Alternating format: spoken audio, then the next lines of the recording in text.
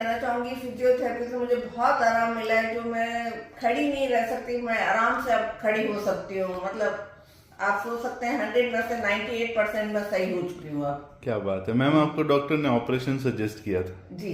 हम उस दौर से यहाँ वापस आए हैं। अब आपको लगता है ऑपरेशन होना चाहिए? जी नहीं, मुझे लगता है एक बार एमआरआई वापस करवाऊँ तो मेरी एमआरआई भी बिल्कुल सही आएगी। बिल्कुल बिल्कुल। और अब आप कुछ फील करते हैं पेन किसी तरह का? नहीं, अभी कोई पेन नहीं लग रहा मुझे तो। हम फुली सेटिस्फाइड है ट्रीटमेंट से। या अच्छा अच्छा मैम, अगर कोई और आपकी तरह परेशान हो, डॉक्टर ने ऑपरेशन का हो, तो उसे आप क्या सजेस्ट करना चाहेंगे? मैं उससे सजेस्ट करूंगी कि पहले फिजियोथेरेपिस्ट के पास जाए, उसके बाद भी अगर कुछ सेट नहीं होता है तो ऑपरेशन की सोचे। पहले ऑपरेशन